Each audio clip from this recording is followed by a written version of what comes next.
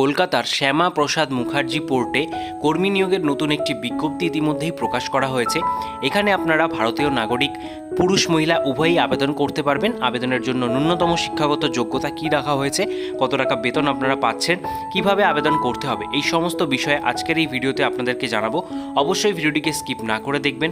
আর চ্যানেলে যারা প্রথমবার ভিজিট করছেন, নতুন দর্শক রয়েছেন, অবশ্যই চ্যানেলটিকে সাবস্ক্রাইব করে পাশের বেল আইকনটিকে অন করে রাখবেন এই ধরনের আপডেট প্রতিদিন পাওয়ার জন্য। চলুন এবার সরাসরি চলে যাব অফিসিয়াল বিজ্ঞপ্তিতে এবং জেনে নেব কী কী ডিটেলস বিজ্ঞপ্তিতে বলা হয়েছে। শ্যামাপ্রসাদ মুখার্জি পোর্ট কলকাতার সেই অফিসিয়াল নোটিফিকেশন আপনারা অনস্ক্রিন দেখতে পাচ্ছেন। এখানে বলা হচ্ছে engagement of office assistant on contract under the Kolkata dock system of SMP. এখানে কিন্তু আপনাদের একটা কন্ট্রাকচুয়াল পোস্টে নিয়োগ করা হবে। সেই পোস্টের নাম বলে দিয়েছে অফিস অ্যাসিস্ট্যান্ট। এই অফিস অ্যাসিস্ট্যান্ট পোস্টের জন্য কতগুলি ভ্যাকেন্সি রয়েছে সেটা বলেছে, দেখতে পাচ্ছেন 35টা টোটাল ভ্যাকেন্সি রয়েছে এবং পিরিয়ড অফ যে টাইম আপনাদের সেটাও উল্লেখ করে দিয়েছে 3 ইয়ার্স। এখানে 3 বছরের একটি চুক্তিভিত্তিক নিয়োগ আপনাদের করা হবে অফিস অ্যাসিস্ট্যান্ট পদের জন্য কলকাতা ডকে, যেখানে শ্যামাপ্রসাদ পোর্টে আপনাদের যে পোস্টিং সেটা হচ্ছে। এখানে পিরিয়ড অফ এঙ্গেজমেন্ট এবং টাইপ অফ এঙ্গেজমেন্টটা উল্লেখ করেছে, যেটা বললাম। তার পরবর্তীতেই বলেছে আপার এজ লিমিট 40 বছর বয়স পর্যন্ত যে সমস্ত প্রার্থীরা রয়েছেন আপনারা এখানে এলিজিবল। বয়স আপনাদের ক্যালকুলেট করা হবে 1 জুন 2024 তারিখ অনুযায়ী। স্যালারি প্রতি মাসে আপনারা পাবেন 26,000 টাকা করে, সেটা এখানে উল্লেখ করেছে। এবং আবেদন করতে গেলে অবশ্যই আপনাদের ভারতীয় নাগরিক হতে হবে, এটা প্রধান ক্রাইটেরিয়া। তার পরবর্তীতে আপনাদের রয়েছে এডুকেশন কোয়ালিফিকেশান, যেখানে কি বলা হয়েছে ক্যান্ডিডেট মাস্ট হ্যাভ, এগুলো কিন্তু থাকতেই হবে। সেখানে বলা হচ্ছে graduation or equivalent degree from any government recognise institute or university, regular course only. Regular কোর্সে যারা যে কোনো শাখায় গ্র্যাজুয়েশন কমপ্লিট করেছেন যে কোনো government recognise university or institute থেকে, তারা কিন্তু এখানে এলিজিবল।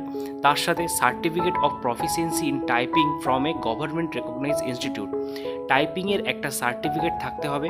তার সাথে সিতে বলেছে minimum 2 years experience as a clerical staff, data entry operator, office assistant, administrative assistant, এই সমস্ত বিষয়ের উপরে আপনাদের অভিজ্ঞতা থাকতে হবে মিনিমাম 2 ইয়ার্সের অবশ্যই। তাহলে কিন্তু আবেদন করতে পারবেন এবং সেটা গভর্নমেন্ট অথবা সেমি গভর্নমেন্ট প্রাইভেট অর্গানাইজেশন যেই ফার্মেই হোক না কেন, এখানে আপনাদের 2 বছরের অভিজ্ঞতা থাকাটা বাধ্যতামূলক। আর ঠিক পরেই এখানে ডিজায়ারেবলের আরেকটা ক্রাইটেরিয়া বলেছে certification course of minimum 6 months in computer application from any reputed government registered institute এবং excellent communication and drafting skill.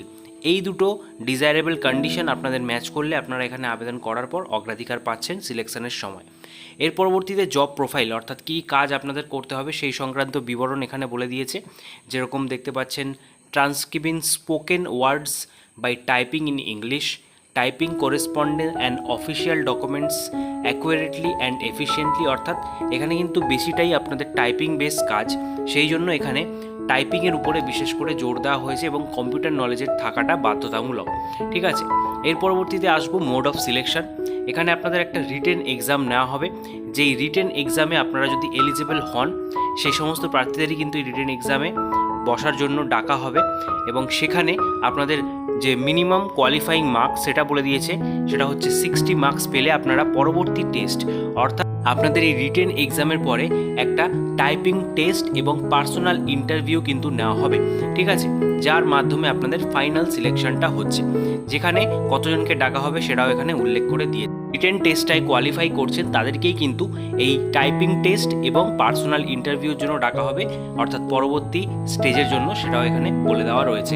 আপনাদের যে রিটেন এক্সামটা হচ্ছে সেখানে 100টা এমসিকিউ প্রশ্ন থাকবে, যার জন্য আপনারা সময় পাচ্ছেন 2 ঘন্টা। ঠিক আছে, সেটা কোন কোন বিষয় থেকে আসবে সেটাও উল্লেখ করেছে, English language, proficiency, mathematics, logical reasoning and general knowledge, এই সমস্ত বিষয় থেকে আপনাদের প্রশ্ন থাকবে 100টা এমসিকিউ প্রশ্ন।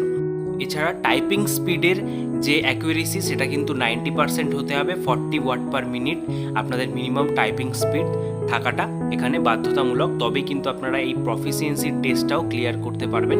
তার জন্য অবশ্যই আপনাদের টাইপিং স্কিলটা কিন্তু ভালো থাকা প্রয়োজন। ঠিক আছে, এই দুটো স্টেজ কমপ্লিট করলেই আপনাদের ফাইনাল সিলেকশন হয়ে যাচ্ছে। এর পরবর্তীতে আসবো আপনাদের আবেদন প্রক্রিয়া। আবেদন প্রক্রিয়া এখানে কিন্তু সম্পূর্ণ অফলাইনের মাধ্যমে আপনাদের করতে হবে।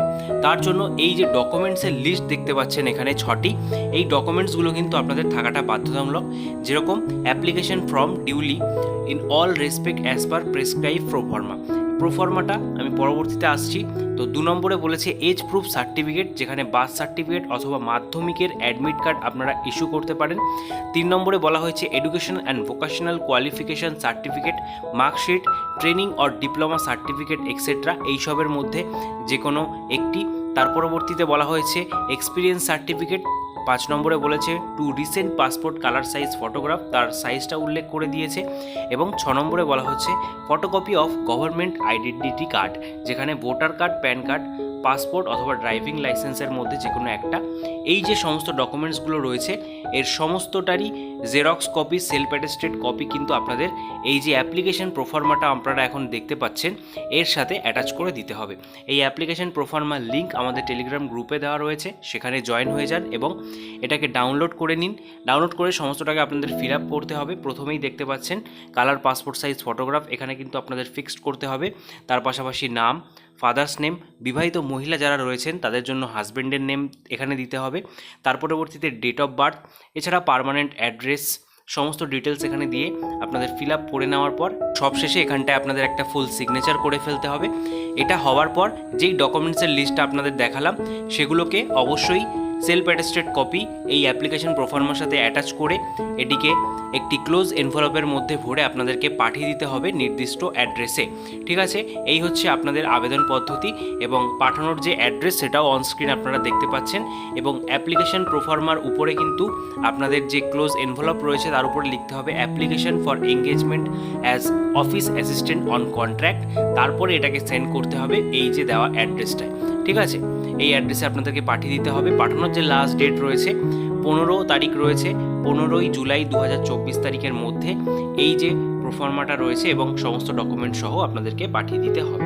আপনারা যারা যারা ইন্টারেস্টেড ক্যান্ডিডেট রয়েছেন অবশ্যই এখানে আবেদন করতে পারেন। এই রিলেটেড কোনো রকম কোয়ারি জানতে হলে অবশ্যই আমাদের চ্যানেলে ফলো রাখবেন, সেখানে কিন্তু টাইম টু টাইম আপনারা আপডেট পাবেন। এছাড়া অফিসিয়াল ওয়েবসাইটও চেক করতে ভুলবেন না। আপনাদের সাথে দেখা হবে পরবর্তী নতুন ভিডিওতে। ততক্ষণ পর্যন্ত ভালো থাকবেন, সুস্থ থাকবেন। Thank you for watching.